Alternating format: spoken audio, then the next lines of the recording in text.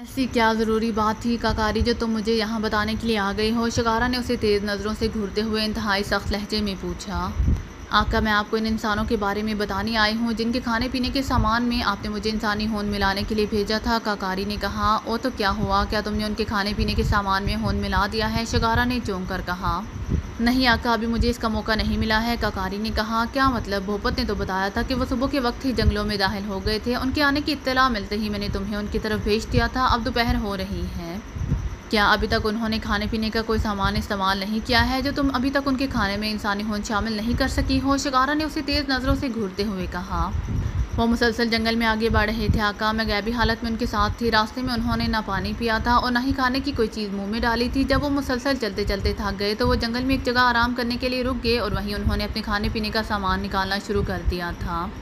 मैं अंधी हूँ मगर इस वक्त मेरे तमाम एहसास जाग रहे थे। उनके खाने पीने के सामान की खुशबू से मुझे इल्म हो गया था कि वो खाना पीना शुरू करने वाले हैं। तो मैं आगे बढ़ी और उनके खाने पीने के सामान के पास इंसानी खून की भरी हुई एक बोतल लेकर बैठ गई थी।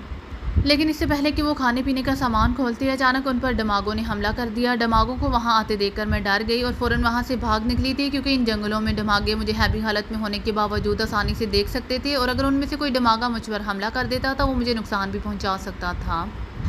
काकारी ने कहा। तो इमरान और उसके साथियों पर डमागों के हमले का सुनकर शिकारा बुरी तरह से उछल पड़ा। ओह, क्या तुम सच कह रही हो? क्या वाकई अफराद पर डमागों ने ही हमला किया था? शिकारा ने उछलकर हैरत भरे लहजे में कहा। हाँ आका, डमागे उछल उछल कर उनके सामने आ गए थे और वो डमागों को देखकर बुरी तरह से घबरा गए थे। डमागों ने उनके सामने आते ही उन पर हमला कर दिया था। मैं डमागों को देखते ही वहाँ से भाग गई थी और खोखले दरख्त के तने के अंदर जाकर छुप गई थी जहाँ इन इंसानों पर डमागों ने हमला किया था। इस तरफ से मुझे डमागों और इंसानों के मुसलसल चीखने चिल्लाने की आवाज़ें आ रही थीं। इंसानों के पास धमाका करने और आग उगलने वाले हथियार भी थे। हर तरफ से मुझे तेज़ धमाकों की भी आवाज़ें सुनाई दे रही थी, जिससे मेरे डर में और इजाफा हो गया था। फिर जब धमाकों और चीखने चिल्लाने की आवाज़ें ख़त्म हुई तो मैं डरते डरते दरख्त के तने से बाहर निकल आई और फिर मैं दोबारा इस तरफ चली गई जहाँ इन इंसानों और डमागों में मुकाबला हुआ था। मैं देख तो नहीं सकती थी, लेकिन मुझे वहाँ कई इंसानों और डमागों के खून की बू महसूस हुई। मैंने हर तरफ घूमी फिरी थी, लेकिन मुझे किसी भी जानिब से किसी जिंदा इंसान की बू महसूस नहीं हुई थी। काकारी ने कहा। ओ, तुम्हारे कहने का मतलब है कि इन तमाम इंसानों को डमागों ने हलाक कर दिया है? शिकारा ने बुरी तरह से चौंकते हुए कहा। हाँ आका, हर तरफ मुर्दा इंसानों और मुर्दा डमागों के खून की बू फैली हुई थी। डमागों और इन इंसानों का वहाँ ज़बरदस्त मुकाबला हुआ था। डमागों ने अपनी ताकत से इन इंसानों और इंसानों के आग उगलने वाले हथियारों से बेशुमार डमागों का खात्मा कर दिया है। काकारी ने कहा।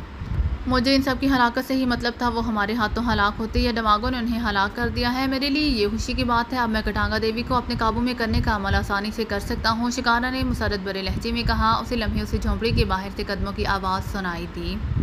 सरदार मगूल आ रहा है, तुम जाओ, मैं तुम्हें बाद में अपनी झोंपड़ी में बुलाऊंगा, शिकारा ने कहा। तो काकारी ने इस बात में सर हिलाया और शोला बनकर वहाँ से गायब हो गई। उसी लम्हे झोंपड़ी में सरदार मगूला और एक और लंबा तड़ंगा स्याफाम आ गया जो गारा कबीले का नायब सरदार हुशुगा था। इन दोनों ने शिकारा को झुककर नहायत मुअद्दब अंदाज में सलाम किया, लेकिन शिकारा ने उनके अदाब का कोई जवाब ना दिया। वो काकारी की बताई हुई बातों से बेहद सरशार दिखाई दे रहा था कि जंगल के खूनख्वार दरिंदों डमागों ने इमरान और उसके तमाम साथियों को हलाक कर दिया है, जिनमें वो लड़की भी शामिल थी जिसका कटांगा देवी जिस्म हासिल करना चाहती थी। हाकुला भी इधर उधर देखकर कांगू की चीखने की सिमत का अंदाज़ा लगा ही रहा था कि अचानक चारों तरफ से उन्हें तेज़ और इंतहाई खौफनाक चीखों का तूफान अपनी तरफ बढ़ता हुआ महसूस हुआ। फिर अचानक इनके सामने चारों जानिब से इंतहाई लहीम व शहीम और ताकतवर कांगू गोरीले मुख्तलिफ दरख्तों की ओर से निकलकर बाहर आ गए। कांगू गोरीलों की तादाद बेहद ज़्यादा थी। उनके जिस्मों पर स्याह रंग के बड़े बड़े बाल थे और वो देखने में वाकई देवों जैसे दिखाई दे रहे थे। इस कदर बड़ी तादाद में इन गोरीलों को देखकर न सिर्फ हकूला और उसके साथी बल्कि इमरान और उसके साथी भी बौखला गए थे। जैसे ही कांगो गोरीले दरख्तों के पीछे से निकले, उन सब ने अपनी मशीन गनों से कांगो गोरीलों पर फायरिंग करना शुरू कर दी। माहौल अचानक कांगो गोरीलों की दिलहराश और खौफनाक चीखों से गूंज उठा। कांगो गोरीले छलांगे मारते हुए इनकी तरफ आने की कोशिश कर रहे थे, लेकिन चारों तरफ से होने वाली तेज़ फायरिंग से वो उछल उछल कर गिरते जा रहे थे। कांगो गोरीलों की तादाद इतनी ज़्यादा थी कि फायरिंग से हलाक होने के बावजूद दरख्तों के पीछे से मुसलसल गोरीले निकल निकल कर उनकी तरफ आ रहे थे। उनमें से बाद गोरीले दरख्तों के पास रुक गए थे और इंतहाई खौफनाक अंदाज में दोनों हाथों से अपना सीना पीटना शुरू हो गए थे, जिससे उनके सीनों से ढम ढम की तेज़ आवाज़ें निकल रही थी। सीना पीटने के साथ साथ गोरीले ऊपर की तरफ मुंह उठाकर इंतहाई हौलनाक अंदाज में चीख भी रहे थे, जिसकी वजह से वहाँ का माहौल और ज़्यादा दहशतनाक हो गया था। चंद कांगो गोरीले गोलियों की परवाह किए बगैर छलांगे लगाते हुए उनकी जानिब आ रहे थे। फिर उनमें चंद कांगो गोरीलों ने हकूला के साथियों को पकड़ लिया। एक गोरीले ने तो एक स्याह फाम को उसकी कमर से पकड़कर उठाया और दूसरे हाथ से उसने स्याह फाम की गर्दन पकड़कर एक झटके से उसकी धड़ से अलग कर दी। जबकि दूसरे कांगो गोरीले के हाथ जो स्याफाम आया था, उसने स्याफाम को टांगों से पकड़कर ऊपर उठा लिया था और दूसरे लम्हे उसके हाथ तेज़ी से हरकत में आए कि स्याफाम टांगों के दरमियान से चिरता हुआ 2 टुकड़ों में तब्दील हो गया। दोनों कांगो गोरीलों ने स्याफामों की लाशें इधर उधर फेंकी और दूसरे स्याफामों की तरफ लपके इमरान और उसके साथ ही सामने से आने वाले कांगो गोरीलों को मुसलसल निशाना बना रहे थे। एक कांगो गोरीला छलांग लगाकर जूलिया के पास आया। इससे पहले कि जूलिया उस पर फायरिंग करती, कांगो गोरीले ने झपट कर जूलिया को कमर से पकड़ा और उसे ऊपर उठा लिया। जूलिया उसके हाथों में बुरी तरह से तड़पने और चीखने लगी। गोरीले ने तेज़ और नुकीले दांत निकाले और जूलिया को अपने मुंह के करीब करके गौर से उसे देखने लगा। फिर उसने एक ज़ोरदार धाड़ मारी और जूलिया का सर अपने मुंह की तरफ ले गया। इससे पहले कि वो जूलिया का सर अपने दांतों में लेकर चबा जाता, अचानक फायरिंग हुई और कांगो गोरीले की खोपड़ी कई टुकड़ों में तब्दील होकर बिखरती चली गई। कांगो गोरीला उलटकर गिरा और जूलिया उसके हाथ से निकलकर लुढ़कती चली गई। इस कांगो गोरीले पर तनवीर ने फायरिंग की थी, जिसने कांगो गोरीले को जूलिया को उठाते देख लिया था। आप ठीक है ना मिस जूलिया? तनवीर ने भागकर जूलिया के नज़दीक आकर बेचैनी से पूछा। हाँ मैं ठीक हूँ, मेरी जान बचाने का शुक्रिया, जूलिया ने कहा। ओह कोई बात नहीं, ये तो मेरा फ़र्ज़ था, तनवीर ने दांत निकाल कर कहा। उसी लम्हे जूलिया ने उछलकर तनवीर के सीने पर टांगे मारकर उसे दूर उछाल दिया। जैसे ही तनवीर उछलकर पीछे गिरा, ठीक इसी जगह एक कांगो गोरीला आ गिरा जहाँ एक लम्हा कबल तनवीर मौजूद था।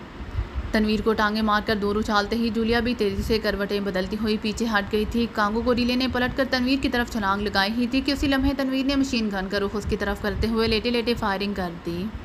कांगो गोरीले के सीने पर तड़ातड़ गोलियां पड़ी। उसे एक ज़ोरदार झटका लगा और वो उलटकर पीछे जा गिरा। गिरते ही उसने उछलकर एक बार फिर उठने की कोशिश की, लेकिन दाएं तरफ सफदर मौजूद था। उसने कांगो गोरीले के सर पर गोलियां बरसात दी। कांगो गोरीले की खोपड़ी बिखरती चली गई और वो इस पर गिरकर तड़पे बगैर ताकत होता चला गया।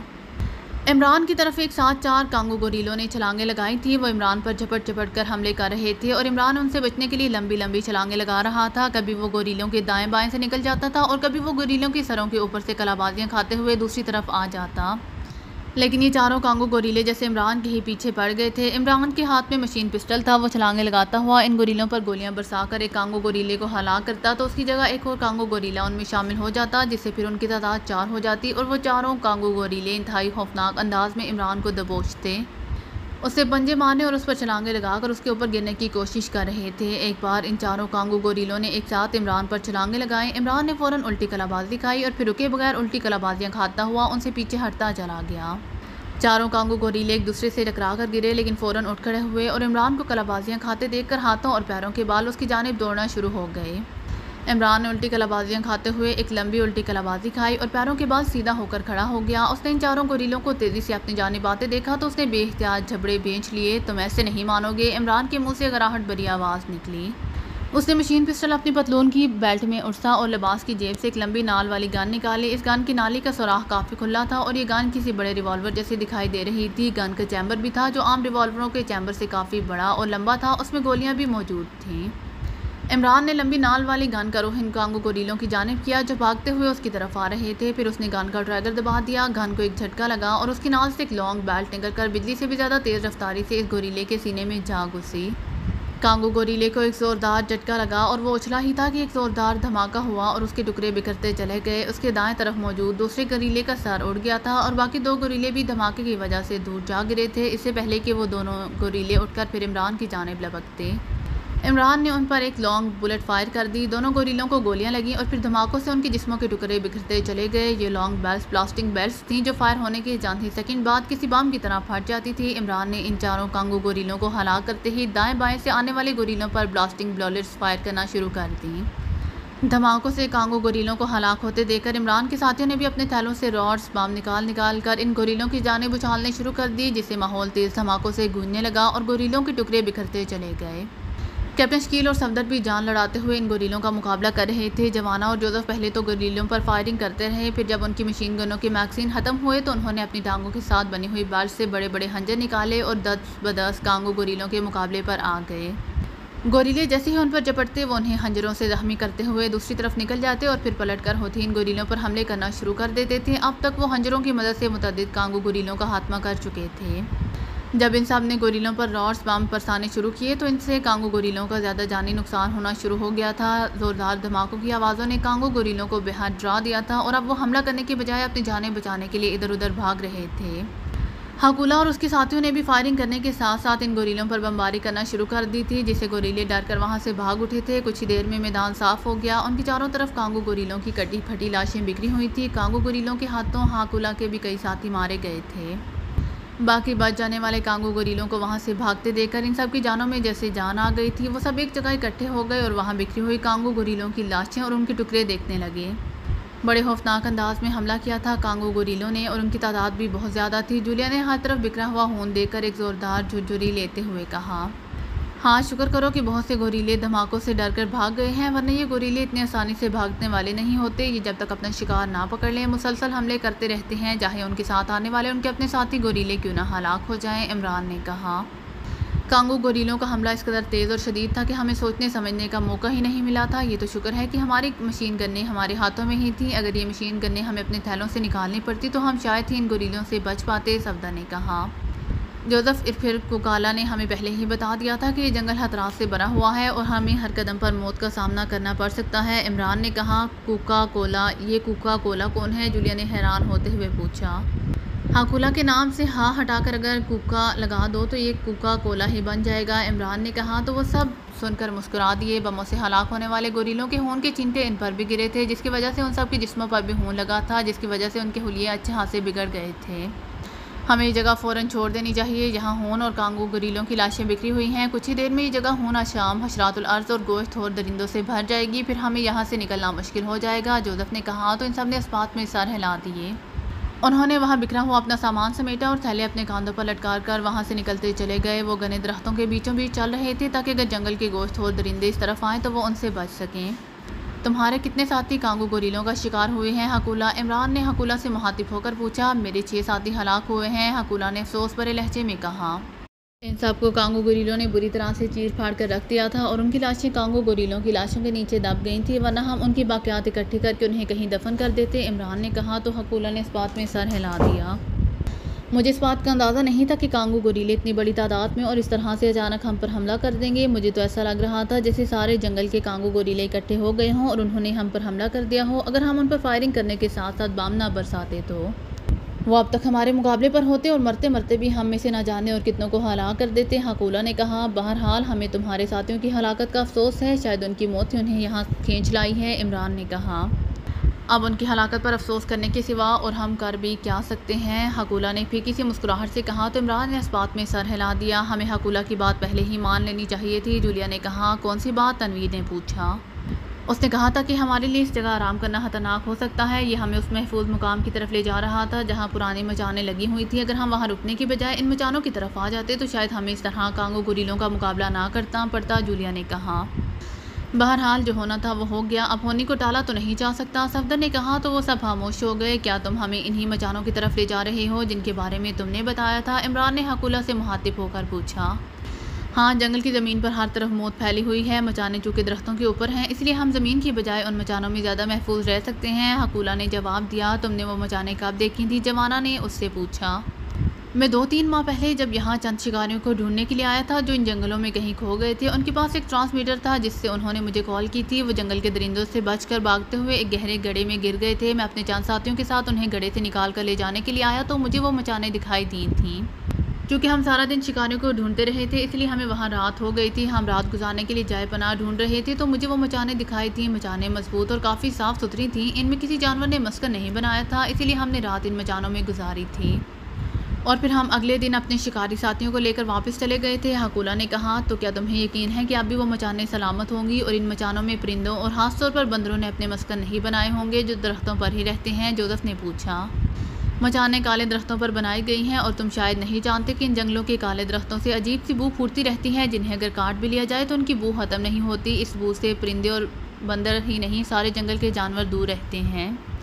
यहाँ तक कि इसकी मखसूस बू की वजह से काले दरख्तों की बनी हुई मचानों पर एक आम सी चूंटी भी नहीं आती। हकूला ने जवाब दिया। तो जोसेफ ने इस अंदाज में सर हिला दिया जैसे वो काले दरख्तों की खासियत के बारे में पहले से जानता हो। क्या वो बू इंसानी सेहत के लिए नुकसान का बायस तो नहीं बनती? कैप्टन शकील ने पूछा। नहीं, काले दरख्तों की बू महकदार होती है जो इंसानों के लिए नागवार और परेशानी का बायस नहीं बनती है। ये ख़ास किस्म का दरख्त होता है। जिसके अंदर स्याह रंग की एक गोंद सी बरी होती है। इस गोंद की वजह से एक तो दरख्त का रंग स्याह हो जाता है और इसमें बू होती है जो सारे दरख्त में फैल जाती है। इस बू की वजह से इंसान के सिवा दूसरा कोई जानवर इस दरख्त के नज़दीक नहीं आता। जोसेफ ने कहा, तुम शायद क्लोंडा की बात कर रहे हो। इमरान ने कहा, यस पास क्लोंडा ही स्याह दरख्त का नाम है। जोसेफ ने इस बात में सर हिलाकर कहा, क्लोंडा सफ़ेद जैसा दरख्त है। इस दरख्त में चूँकि क्लोंडा नामी गोंद शामिल हो जाती है इसलिए दरख्त का रंग बदल जाता है और इसमें बू रच जाती है। ये बू वाकई इंसानी सेहत के लिए मुज़र नहीं होती, बल्कि इस दरख्त से अब गोंद निकाल कर उसे मुख्तलिफ बीमारियों के इलाज के लिए भी मेडिसिन में शामिल कर दिया जाता है, जिससे इंसान में पैदा होने वाली कई बीमारियों का इलाज होता है। इमरान ने कहा, तो इन सब ने इस बात में सर हिला दिए। फिर वो सब घने दरख्तों और झाड़ियों के दरमियान से गुजरते हुए दरख्तों के एक और झुंड में आ गए।